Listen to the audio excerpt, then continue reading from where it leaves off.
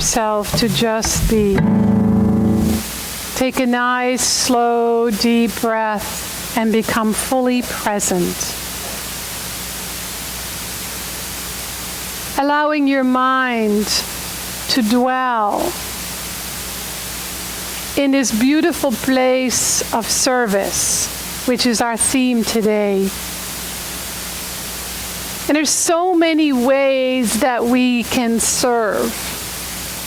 And one of the ways that we serve is how we shine our lights into the world. So let yourself suspend any kind of judgments and just notice how you, as a unique individualized expression of the One, shine your light into the world. It doesn't matter how bright it is. It matters that you shine it. How do you shine your light into the world?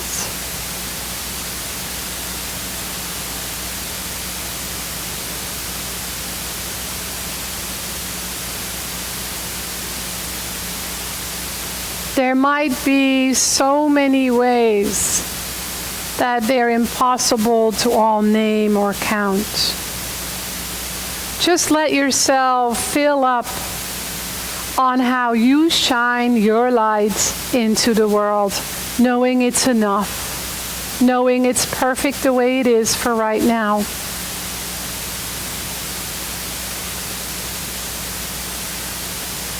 And then watch your light absorb and dissolve any darkness.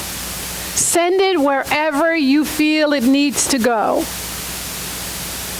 Whether it's Timbuktu, Sudan, Iraq, Iran, Afghanistan, Florida, Texas, Bangladesh, right here in Morristown, it doesn't matter. Maybe to a family member, a friend, a loved one, a pet. Just send that light and let it dissolve any darkness.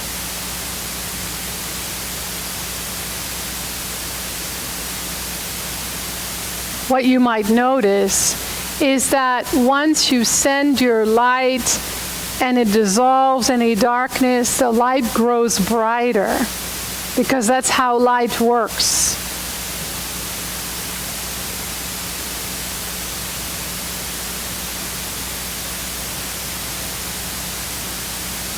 So be grateful today for your ability to acknowledge and notice the light within you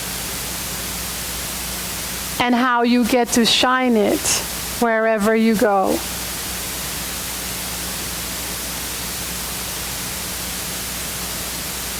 And then gently bring your attention back,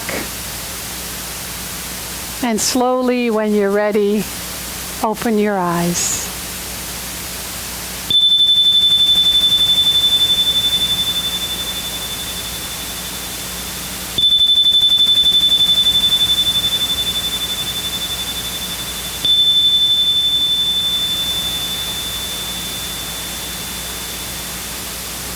Good morning. Welcome to Center for Spiritual Living Morristown. I'm Frankie, the spiritual director here. And if you have a really good nose, you might smell some coals, some charcoal burning outside, because Clay and Angela donated a beautiful barbecue for our party today, and the coals are getting hot for whatever that's going to be cooked out there. So we have a special day today. It's a very exciting day at Centers for Spiritual Living because it's the middle of September and it starts with just a family barbecue. You're all invited today. We have lots of good food. And then we begin, this is my favorite time of year because we begin our classes tomorrow. And they are the most powerful way to expand your consciousness in my mind. I haven't found anything better. And so I love that time of year because I get to be a student as well. And we are more about education with Centers for Spiritual Living and the teaching of the science of mind than we are about charity. And you may have noticed that, because we teach you how to fish. Sometimes we give out fish, but we mostly teach you how to fish. So classes is a really powerful way, and you're going to hear a little bit more about that later. So I want to, before we start the opening treatment, which is our word for affirmative prayer, I want to do a little reading. But before that, I want to extend a special welcome to anyone who's here for the first time, because I know that you're not here by coincidence. And I know that something in you pulled you here because there's something here for you. So just be open to that.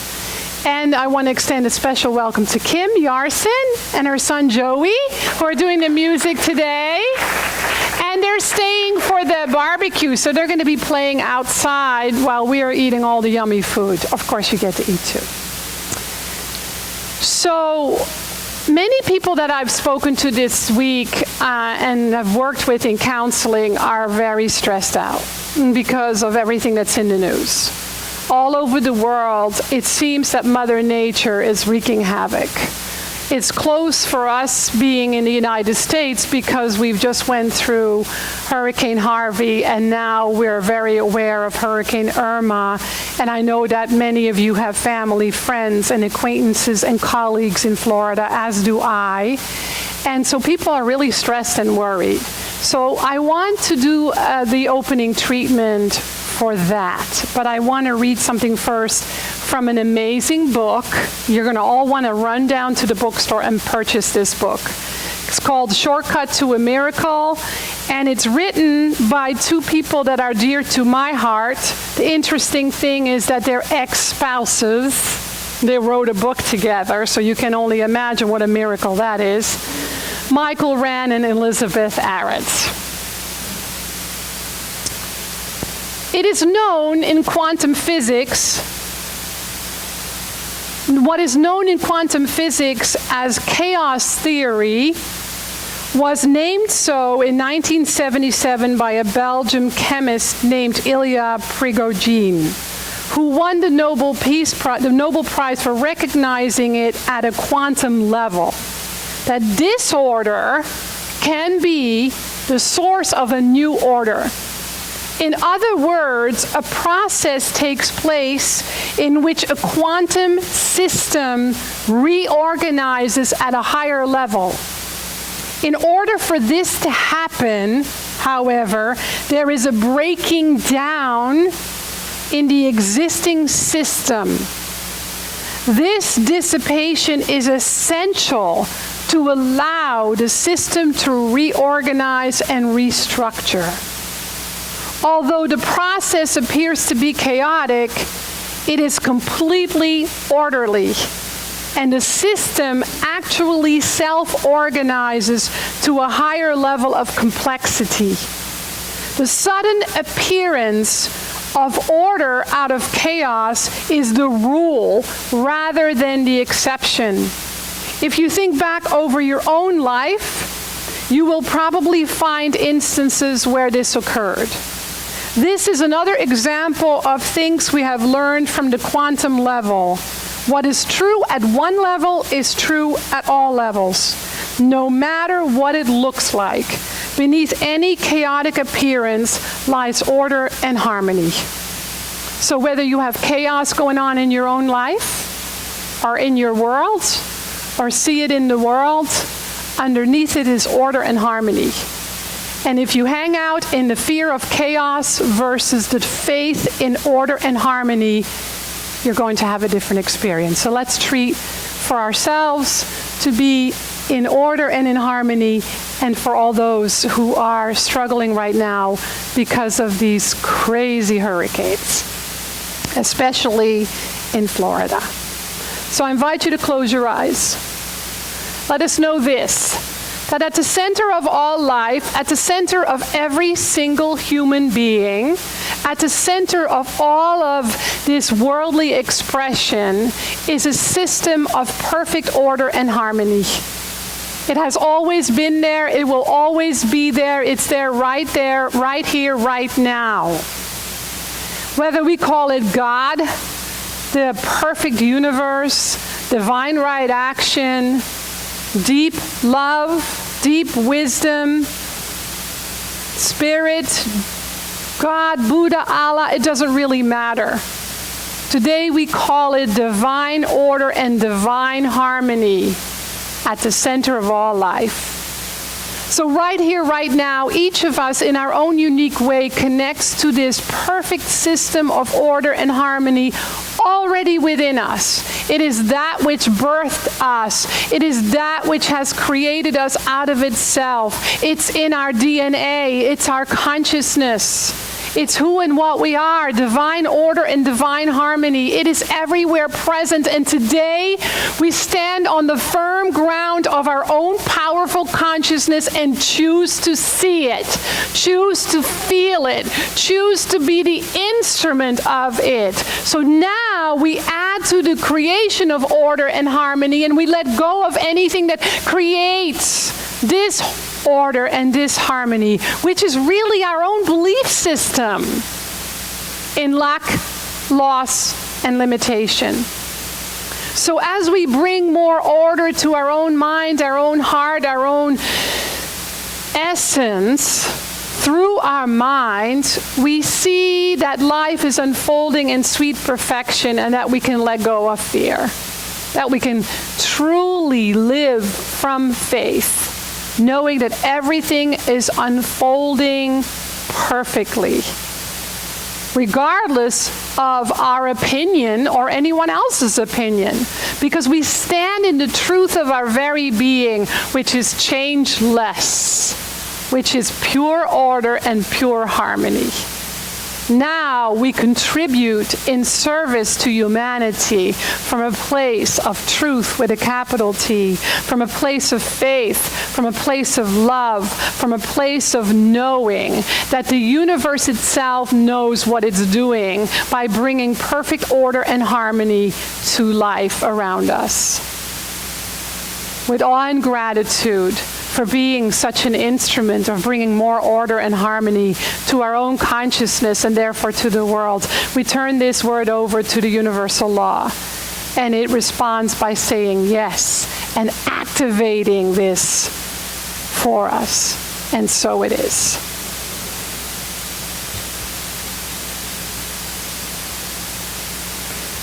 So today the topic is, how then shall I serve? And as I arrive here this morning, the doors are wide open. There's already buzzing around. People are running around and doing stuff. And it always makes my heart sing to see those of you that serve just buzz around and make this community what it is. And I, every single day, feel grateful for that.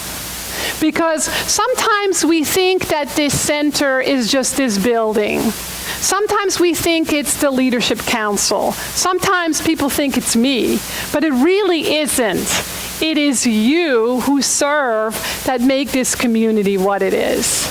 And the great news is that there's always room for anyone to serve in any way. Just ask, how may I serve? And many of you do.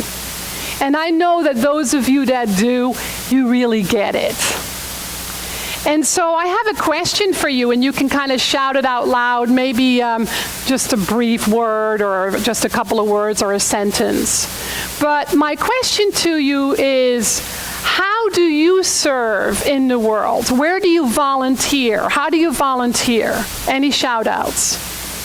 Here at the center. What else? You're kind to people. You're helpful to people. Family members. Undoing racism, yes. In AA. Volunteer where? Political parties, yes, volunteering at political parties. Doing the work. Yeah, so everybody serves in a different way, right? From a smile to being an activist and everything in between. Why? Why? Why do you serve? Love, because it serves us. Because you care. You're giving back what's been given to you. Yes, what you really hear is that there is a law of circulation taking place, right? From being a very young child and being one of 9 children, I was taught about service. I was a Boy Scout leader at age 16. That's interesting. I did a lot of babysitting. A lot of it wasn't paid for because my mother said, you don't always have to get paid always if you babysit. If they give you money, great. If not, it will come back to you. And so for years, when I found the Center for Spiritual Living in Fort Lauderdale, I couldn't do enough service. I was so grateful to find this teaching that changed my life, that I couldn't give back enough. I remember, this really dates me, but I remember being in charge of duplicating the cassettes. I worked with the kids. I was an usher. I worked in the bookstore. I cleaned the kitchen. I did social hour. I worked during the week in the office. I was just like living and breathing there because I was so grateful and it filled me up. And so what happens, the reason that we serve is because in some way we're so grateful and so full that we want to go back, give back. But the other reason that we serve is we understand how spiritual law works. We know there's a law of circulation. As I give, I receive. How I give, I receive. What I give comes back to me multiplied abundantly. So it allows us to expand our consciousness and grow as a human being, as a spiritual being. It feels good.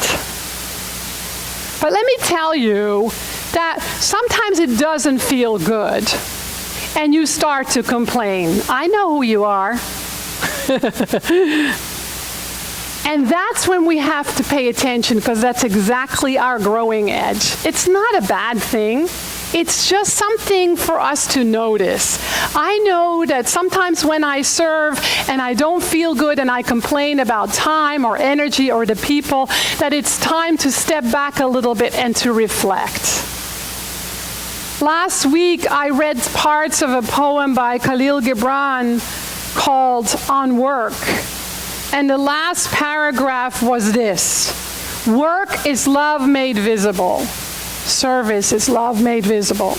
And if you cannot work with love, but only with distaste, it is better that you should leave your work and sit at the gate of the temple and take alms of those who work with joy. For if you bake bread with indifference, you bake bitter bread that feeds but half man's hunger.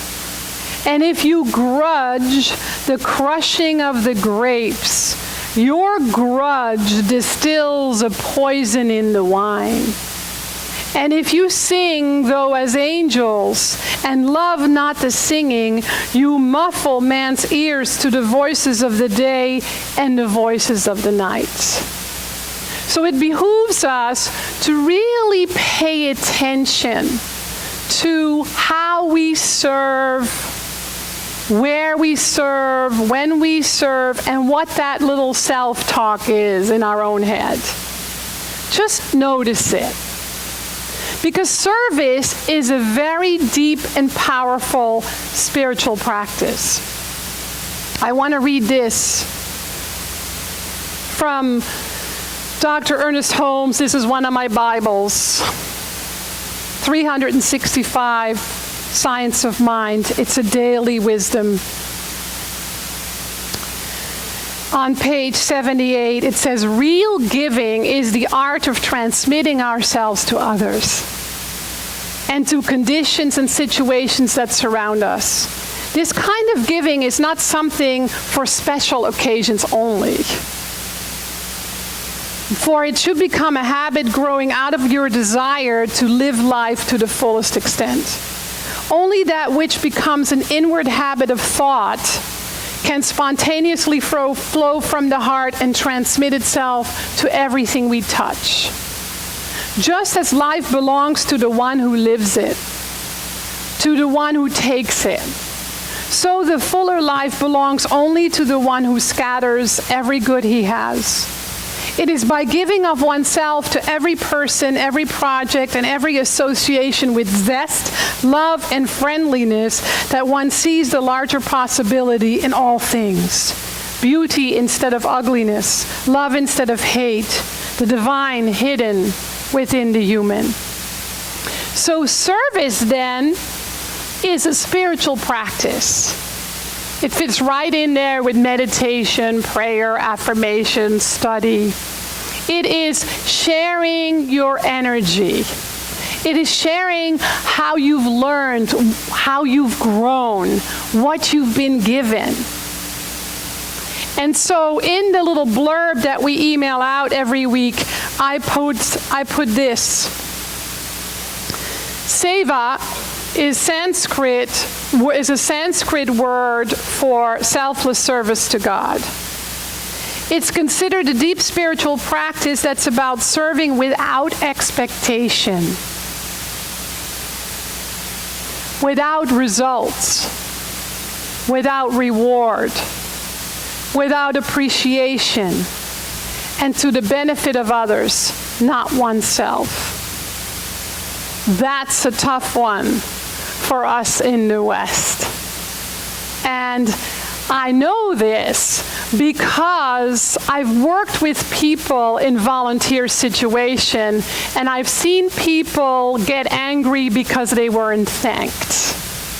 They weren't appreciated.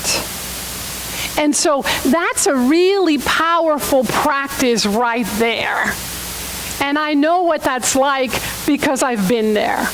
They're so thankless. I just gave and gave and gave, and they didn't even thank me. I didn't even get a thank you note. That one, you know that one, right? And so the spiritual practice then is knowing that you give without expecting anything back at all. That's powerful. I don't expect thank you cards. I don't expect rewards. I don't expect appreciation. If I do, then my giving changes. I will say, I'm going to give this to you, but I want something back. I'll be honest. If I expect that, I communicate that. But when people say to me, you know what, you gave me a gift and I'm so sorry I didn't send you a thank you card. Don't. My gift to you is my thanks to you. Don't thank me. You've already thanked me. That's why I gave you a gift. And so we have this etiquette thing here that's really weird, right? And so that doesn't mean that you don't want to be appreciated. It just means that can be an area of reflection. You can notice what you notice, and you can get really honest whether your giving is a spiritual practice for you or it comes with an expectation to get something back. Do you see the difference? That's a very powerful spiritual practice because a lot of time we're not even conscious of it. We just get pissed off and we don't even know why. And so we pay attention to see whether our giving really is selfless service. And that practice alone, that reflection alone, that noticing alone allows for very powerful healing to take place. Because if we give with an expectation or we give with a desire to get something back, there's something within us that wants to be healed. And that which wants to be healed within ourselves has nothing to do with today. It doesn't even have anything to do with the situation. It is much older than that. So we get to heal something from the past that is blocking us anyway. Most likely, it's blocking our flow of abundance. If you're somebody that struggles with the flow of abundance, you're stuck somewhere. And that stuckness is not because of the outside. That stuckness is something inside that we get to heal, that we get to dissolve, that we get to be free of. And what better way than to practice the living lab of service in a spiritual community where it's part of a teaching and a part of a practice. Wouldn't it be beautiful if you could come up to me and say to me, you know, Reverend Frankie, I've been volunteering and I'm just so tired of it because fill out the blank, and I want to heal that. You can't do that at the Red Cross or the United Way or at a political party. But the beauty is that that's available right here. And those of you that have done that with a practitioner or with me, you've busted wide open and experienced a greater freedom than ever. Not just with your flow of abundance, but with your health, with your creativity, with your vocation. So it's a daily practice. It's a daily question. The question I wake up with every morning is, Spirit, Universe, how may I serve today? How may I serve today? And then on my day off, I don't ask that question because I just don't want to do anything. I want to wake up when I feel like waking up. I want to have breakfast when I feel like having breakfast. I don't want to do anything. So I make sure that I have a Sabbath at least one day a week. If I can't do one day, which sometimes happens, half a day, to just not give a thing and just go back to the source and replenish and fill up so that the next day I can be of service again. So it's really about bringing out our best and checking in with ourselves whether we have something to give. And when we don't, to make sure we go to the well, because again, we can't give bitter bread, right? And so it allows us to stretch those limitations that we carry around, because we all have them. The most common limitations around service is time. I don't have time, which is the favorite buzzword of this era, which is the biggest lie we tell ourselves too, because we still have 24 hours in a day like we've always had and like we always will. It's how we choose to spend them, right? And the stress that we have around and anxiety we have around time. That's what wants to be healed. The other one is, well, I can't. I don't have the gifts and talents. I don't know how. Well, that's not true either, because you can learn. I'm so thrilled that Anthony's standing back there because he was supposed to get some training to do sound, and Scott is dealing with some back problems, so we hold him high in prayer, and he couldn't train him, but he just hopped right back there and he's serving, not even having had the training. How beautiful is that? Where somebody says, I'm here, how may I serve? I'm willing to stretch. I'm willing to learn. Now, he happens to be a musician, but we've had people in our center who've learned the sound system and have been able to take that into their career. So some of the things that you get to do here in this living lab can be a gift that you then pass on as you go out into the world. And the other thing is space. So time, ability, and space. What I mean by space is several things. One is that the space that we take up in the world and how we show up. Another way is making space in your heart to give back. Another way is making space in your life, not just time, but making space to give back and to really be a conscious instrument in the divine flow of circulation that is taking place. And so what you're going to notice today when we are outside, what I want you to notice when we go outside for the barbecue, is how that just didn't happen. We didn't have little angels in the middle of the night come here and make all that happen. The person who coordinated is Eileen Gantz, and we're really blessed and grateful for her, so give her a hug. But it's really, yes, and a hand. But it's really all of us. All of us create this experience together and many other events that we have at our center. And you can always give something. 5 minutes. An hour, a day. We all have that in us, right? And so it's just being willing to stretch and come from gratitude instead of fear. Because really those are the only two. When we give, we're either giving from gratitude or we're giving from fear. And so we already know, as people who are on the spiritual path, that they have a completely different outcome for the world, but also for ourselves. So if that's still a struggle for you, if you're still sitting here and saying, I still struggle with serving selflessly, with giving without expecting anything back, then I recommend that you hop into a class. It starts tomorrow. The class that I'm teaching is Beyond Limits, and I've never taught this class before.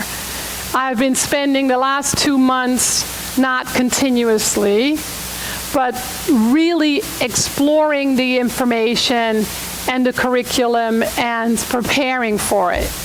And so it's an opportunity for you to say, well, maybe I don't need another class, but I sure as heck want to stretch my consciousness, so that's going to be a way that I'm going to do it because it's available to me right now.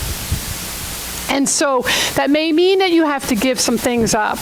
You have to give up a little money, but you spend it at Starbucks anyway. You have to give up a little time. You have to give up a little effort. You may have to give up some things in your day that you have now. But I'm telling you, it's worth it because the reward is so much greater. And so one thing that I want to tell you about taking classes that has been true for me, and I know it's been true for many of you, especially our practitioners, that is the greatest gift for me, is that I have less drama in my life. Mentally, physically, emotionally, spiritually, in every way, in my own family, in my own relationships, and I attribute that to being a student of this teaching. It doesn't mean that drama doesn't happen. Believe me, it does. But it means that I have a different response, a different experience. In the past, I may have been more anxious all the time and nervous and just freaking out and thinking, now what's going to happen? Now what's going to happen? But after losing 4 siblings in very, very strange ways, and having parents be gone, and having siblings go through illness and accidents, and dealing with interesting relationships, let's call it that. I have learned that when drama happens, I don't have to respond from a place of drama. I can truly respond and say, oh, the universe has a surprise in store for me. I'm in. Bring it on. That's a different experience. I have an opportunity to grow and to learn something about myself and my fellow human beings that is going to grow me, that is going to allow me to serve in a different way. Maybe that's why I just keep hanging around here.